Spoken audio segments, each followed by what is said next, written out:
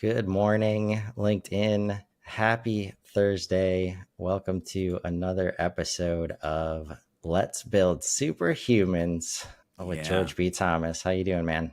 Dude, I'm doing good. I'm excited to be here, enjoying the journey, and can't wait to get into today's topic. How are you doing? I'm doing great. I mean, how could I not be when I get to build superhumans? I mean, come on. Right? Yeah, and today's topic of the humility pillar. So we've already talked about holistic, happy, and helpful. Yeah. And, while all this stuff is designed to fit together, if you have any chance of those things, humility is pretty important, man. Yeah, I think it's definitely an important layer of this entire framework. And Chris, what I'll do real quick is we are trying to make superhumans. We're trying to make super organizations. We're trying to make super teams. And if this is somebody's first time tuning in, what I want them to realize is this whole idea of the superhuman framework. It's all about elevating individual humans, teams, and organizations to reach what we hope for aspirationally is that they can reach their highest potential. And this is by focusing, Chris, on what we're calling the four cornerstones that we talked about in the main first session that we did on the Superhuman Framework, where we're leaning into these ideas of love, purpose, passion, persistence. And then aligned with that is the 10 H elements that now you and I are going through, which is happiness, health, hunger, helpfulness, humility, humor, holistic, honesty, humanity. And next week, we're going to talk about holiness on the back of humility. And so, together, these four cornerstones, these H elements, these principles can be hopefully this guide in creating a life and in creating a work environment that is balanced, purpose driven. And here's the thing, if you know me, I'm all about the humans, is deeply human centered. And so the cornerstones, the reason that they're important is because love fosters authentic connections and trust. Purpose keeps us aligned with what truly matters. Passion drives us forward with enthusiasm, while humility, by the way, keeps us balanced in that. Persistence will help us navigate setbacks with resilience and adaptability. And so, again, all of these are these layers or elements that get us to what we're talking about today, which is humility. Now, Chris, do you have like initial questions? I know where I think I want to start, but where's your brain going right now? Well, I think the juxtaposition of superhuman and humility doesn't necessarily make sense in the same sentence. So break that down for me. We can do that easily by talking about what humility is not, and then really diving into what humility is, at least when we're saying it and what we would want the humans, the teams, and the organizations to leverage, learn, and portray in their kind of daily lives and daily actions. So the first thing that we have to get straight, most people have humility all wrong.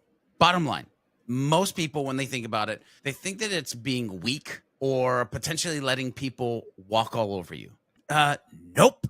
Wrong. Like, don't even think about that. Like, humility is actually about having strength to stand firm without the need to feel like you need to overpower anyone. And I want everybody to just go to that person that you immediately thought of when I said that, because you've worked with or for or lived with that human who just feels like the way that they're winning is by overpowering. And that doesn't have to be. It's about being confident enough to say, I'm good at this without needing to put it in everybody's face or rub it in everybody's face. Like, Chris, this is literally why for so many years, I'll be like, I'm just a guy. Yes, I happen to be good at HubSpot. Yes, I happen to be good at building websites. Yes, I happen to be good at user experience, but I don't need to put it in everybody's face. I just like to sit back and humbly add value to conversations based on knowing that I'm good at these things that people need help with. At the same time, it's about recognizing your wins. Oh, I'm winning. It probably had to do with a little help from the people around you. And these are your teams. These are the other employees. These are the other leaders that you're trying to achieve and trying to thrive together with. And this can be little things where you actually just take the time to point out that yes, we had a team victory, but it is directly tied to this other human, versus feeling like you have to stand up there and be like, yes, I am winning. Like, no, it doesn't have to be that. So you can see there's like definitely a kind of spin on what people might think about it. Another, I'll call it a myth, is that humility, and as I'm kind of talking about this, you might see where I'm like trying to bust down that wall, is that humility has no place in leadership because, again, that portrayed weakness. I say bullcrap. I actually believe that that couldn't be further from the truth as far as leaders and humility. Like, humble leaders, in my opinion, are some of the most effective leaders because they know how to do a couple things really great because of their humility or the humbleness that they bring to it. They are great at building trust. They are great at empowering their teams. And they are great at creating an environment where everyone has a chance to shine. And by the way, that's what individual humans want. They want a place to shine. They want to feel like they're seen, heard, understood. They want to bring themselves to the world. But many of us are scared to do that because it isn't the environment that invokes us that ability. Some folks, Chris, think humility makes us passive, or I hate this word anyway, wishy-washy.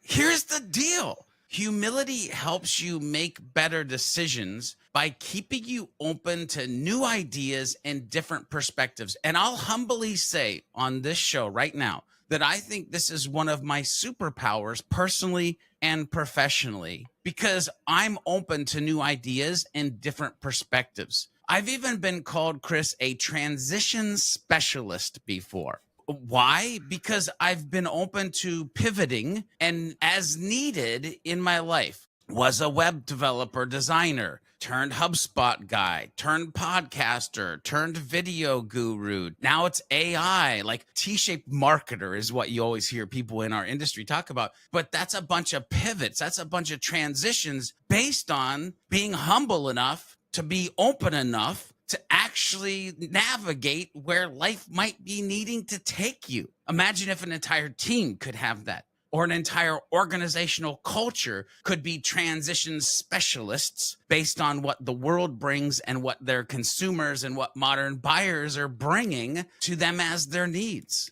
Humility gets boiled down to like, oh, they're a modest, humble person. It's not about modesty. It's about having a mindset that values others. A mindset, Chris, that stays curious. And this one, by the way, for all the marketers in the room watching this, a mindset that shows empathy. Humility and empathy are entangled in each other and what you'll be able to bring. It's not about having low self-esteem. It's about being secure in who you are without constantly needing, and again, there's going to be a human that pops right to your head, without needing to constantly shout it from the rooftops. It's not a one and done trait. It's not like humility, check, move on with my day. It's a way of living, always growing, always learning, and adapting to whatever comes your way. And Chris, before I get into what it is deeper into that, I want everybody to know that there is a very real moment in my life where I was like, oh, I need to be humble. And we talked about this on the Beyond Your Default podcast when we did good ego versus bad ego. I was like 21, 22 years old. I was working at a camp. It's a Christian camp called Faith Ranch in Jewett, Ohio. And at the camp, I was a camp counselor, horseback riding instructor, rappelling instructor, archery instructor, certified lifeguard. Like, I was all in on like, let's create the camp experience. I made $100 a month, room and board, and $100 a month. And I had been saving up money, and this motorcycle came up for sale. And I decided I wanted to buy the motorcycle. And the owner of the camp said, I don't think that's a good idea. But I bought this motorcycle, 500cc Honda motorcycle. We were going to go shoot some hoops, me and a couple of friends that worked at the camp as well. I hopped on the motorcycle. We drove in. We shot some hoops. On the way back, I'm kind of showing off because I'm king whatever. I'm on the motorcycle.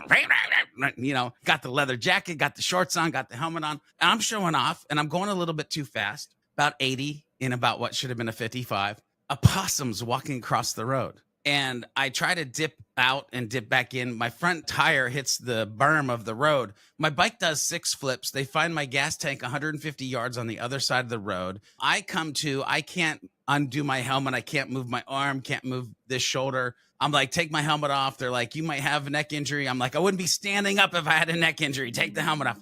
Dirt. I was like getting claustrophobic. I pass out. They sit me on the end of this like first EMS arriver truck. I remember passing out. I come to in the ambulance. There's this larger lady leaning over me, like working on me. I ask her to marry me, of all things, and then I pass back out. I get to the hospital. I come to just in time for them to be re-breaking my wrist. Long story short, I broke my wrist, dislocated my other shoulder, and ended up with like 4 stitches in my knee. The camp owner, by the way, is sitting in a chair next to me. And I'm like, oh, I'm going to hear it.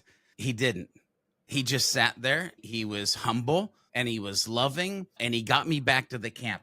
Now, here's the thing. The next morning I get up and there's campers arriving and we're doing this thing. And I realize I have to go to the bathroom. So I go to the bathroom and Chris, I'm in there and I quickly realize, by the way, at 21, 22 years old, unstoppable. Just like, Chris, I realize I can't pull my pants up because I have a dislocated shoulder and I have a broken wrist. And so I have to yell out for help. And this guy, his name's Chuck. I'll remember his name for the rest of my life. He comes in, he pulls my pants up and he says, "Are you okay?" I said, "I'm okay." He walks out. I close the door. I sit down. I start bawling my eyes out because I realize at 21, 22 years old, I'm broken because of my ego. I'm broken because of my lack of humility. I'm broken because I don't have the right focus that I need to be who I'm supposed to be as I walk the rest of the time on this planet. And so from that day on, there's been this little air valve when my head gets too big and people are like, "Oh, you got to talk to the goat." I let a little air out. Because I'm like, I don't want God to break me again. I understand from the one time that I almost died in my motorcycle accident that, George, you need to stay humble. There is a good side of ego, a bad side. Stay away from there. Stay here. And so that's why like humility is a staple in the Superhuman Framework, because it's literally ties back to a part of my life where I'm like, I don't want anybody to ever have to go through that. So I'll pause. You can give me your thoughts and questions where you want to go. It's a powerful story, man. Yeah, I first started thinking about this in depth after listening to Patrick Lencioni's book, The Ideal Team Player, as I was getting into, trying to manage multiple people and getting people aligned on the inbound mindsets and the strategies we've all said that we want to execute. And in that book, it's a fable about scaling and growing a team and how do you take what's the core values of the initial team and expand that, and how do you bring the right people in. And he basically suggests 3 values that are humble, hungry, and smart. And that was probably like 2018, 2019. It was written in 2016, but right. Yeah. So when I got to it was around that time. And just since then, and even looking at your framework, I like to relate it to the word awareness, and that keeps coming up related to how we could possibly help super admins and HubSpot be super admins. Like, yes, it's one of the few things in your life you have full control over, like your awareness level. And even you, like, I think one of your superpowers is that ability to understand, things in the moment from an awareness perspective, but also past, present, future. Like even having that valve. yes, You need to let the air out. That's definitely an awareness thing where you're aware of what's happening inside, you're aware of what's happening outside. And when we relate that to leaders, when you talk about empathy, you think about all the things. And I think that confidence and being able to connect things like a superhuman concept, which definitely like confidence is a big piece of that. Knowing that you know a lot and that you can help people, but also knowing that you don't know a lot and can constantly receive help from people. Just that level of awareness, that gives you the confidence. Like you can be more. Yeah. It's not that hard to have a higher level of awareness than most other people right now. As we know, there's social and we're constantly distracted. And that could be the biggest value you bring to any room, is just highlighting things that other people might not, be seeing, or highlighting another point of view. So that's kind of all of what's in my mind when I think about Yeah. Humility comes from, I might know a lot, I also don't know a lot, and I don't even need to know a lot. Hmm. But if I can just understand that. You're making my brain explode. So there's this whole thing, like I've taught this to a couple people because I teach people how to teach people. And so I was like, look, you need to realize that you don't need to know everything. You just need to know enough and then know to where to find the other things to point them to. That's a key piece. The other thing that confidence and power, Chris, is that it's a really fun place to live when you realize you're a sensei that wakes up as a grasshopper to be a sensei, to wake up as a grasshopper to be a sensei. There's this loop that I play of like, I know a lot, but not enough. I know a lot, but not enough. Right. And so I just have this cycle of like, how can I pivot? How can I add this other piece in? The other thing, too, that I want to kind of dive into here is this idea of, you mentioned self-awareness and empathy. If you're a leader and you're listening or watching this, I would beg you to pay attention to self-awareness, empathy, merging them together for the ability to read a room. Because when you know yourself and you're empathetic to be able to read a room, and I'm talking about things like micro expressions and body language and mirroring, like become a student of those types of things, the effectiveness that you can have based of it coming out of a loving, purposeful, passionate place as a humble human, like the stuff that you can do with just that is amazing. I want everybody to understand without a shadow of a doubt, humility is a dynamic, powerful force that when leveraged or used right in your life can strengthen your personal growth. It's going to boost your relationships. There's no rhyme or reason why Chris has the network that he has, why I have the network I have, why we could list off a bunch of other people that have the networks that we have, other than that we show up as humble humans to serve and add value to the world. That boosts the relationships. If you are paying attention to this dynamic, powerful force, you can create these culture environments. Again, I used shine before. I'll use thrive this time. Like a place where you're setting others up for success. It's all about courage, real, genuine courage, which, by the way, earlier this week, we did a Beyond Your Default podcast episode on bravery and talked about bravery and like courage and how those kind of work together. The reason I'm bringing up courage is because most organizations, you might not be able to do what I'm about to say, and I fully realize that, but it's about having the guts to admit when you're wrong, have the guts to ask for help, or again, have the guts to say, I don't know. Those are some of the three scariest words you can say depending on what type of organization you work at. Because I don't know can come with a level of judgment that feels like God's wrath. And you're like, but I wasn't finished. I can find out. This culture we live in where everybody thinks we have to have the immediate answer and that we can't take time to figure it out. Like humility understands like, oh, it's okay for me to say that, to follow it up with I can find out. That's interesting, like, because from the perspective of wanting to help people with HubSpot and growth, like in general, after being on the inside and trying to like fast track the buy-in and then just start executing over top of people that really haven't bought in yet.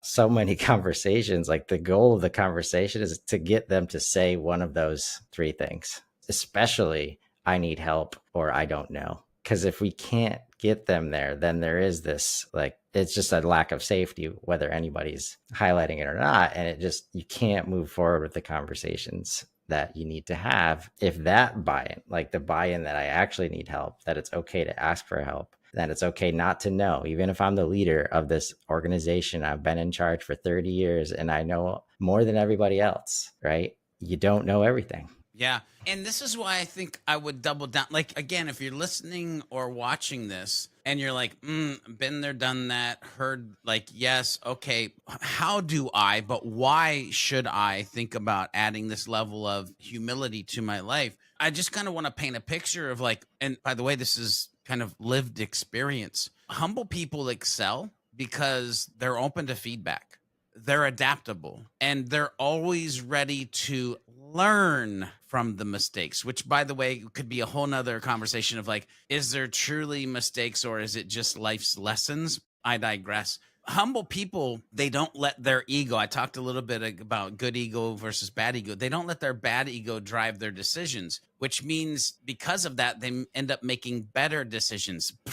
Let the air out so I can make good decisions. I got to stay making good decisions. I can't let bad ego win. And so this becomes more effective, honestly, no matter what role they're in. Just being a humble person and being adaptable and being able to make good decisions, better decisions based on like, I have to look or portray myself as a certain way. So this is why I'm like, I can't wait to do these like in-person workshops or like sessions like this where I can be like, stop thinking of humility as a nice to have and start seeing it for what it really is, a powerful strategic approach that drives growth, trust, and success in your life and in your business. Oh my God, like that's what humility is. That's what you need to embrace. That's why you need to see, how can I inject it in myself and all the humans that I work with? And how is it this like overarching cultural pillar that we're paying attention to?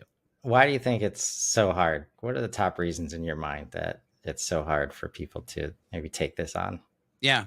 Well, one, I think it's a little squishy. Like normally, like we're having a conversation, it's not squishy at all. Like we're very matter of fact of like, here's what it isn't, here's what it is, here's why it's important. But usually like we don't take the time to dive into what it really means, why it's important, what it unlocks, how it works with other things. But that's what we're doing here. So now you come out of this and you're like, oh, humility, shoot, I get it. By the way, we could say that about a lot of other things that are hard in our life, like love. Love is squishy. Love is Hollywood. No, it's not. Have you even researched that there's 13 different types of love, like agape? Anyway, I'm not going to go there, but like my point is it's squishy. Nobody that I know of, other than like I'm looking at the ideal team player that you mentioned and the humble, hungry, smart. I'm like, oh, I got to get that book. I need to see what, I haven't read that one. But like, go into any organization and see, like, is this something that you're living out in a daily practice? Go into somebody's life and say, is that something that you're living out in a daily practice? Even if they are by accident, they probably aren't by design. And what we're saying on this session, Chris, is like, how do you do it by design? How are you purposely paying attention to it? The other thing that I'll say, and this is going to come across a little bit hard-nosed, they don't wanna. An ego trip feels good sometimes. Being the guy with the motorcycle and the leather jacket and being the shit. Like sometimes you just wanna be that, but not really. Because actually that's the mask. That's the facade. That's the cover for who you really are. Like if you truly want to get into who you are really, you get real comfortable with humility and self-awareness and self-empathy and a lot of other self-dash things that we could, right? But I think that the two that I'll mention here is they just don't wanna. And it's squishy and it's hard to understand sometimes. Yeah. And like using some empathy. And in my experience, usually the don't wanna, there's no negative intent. It's just because it's so hard. Maybe somebody in the past has told them the opposite thing, like you got to be a strong leader. You got to, all the reasons you mentioned for why this is what humility is not.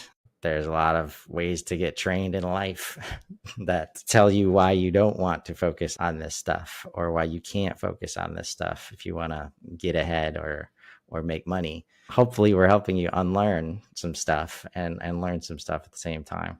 Yeah, I'm literally probably about to write an article on the question that you asked me because you know me. I had to go over and kick in Giovanni and ask Giovanni, hey, Giovanni, why do most humans, which, by the way, if you're listening and watching this, who the heck is Giovanni? That's my personal and professional growth GPT that I've been building out.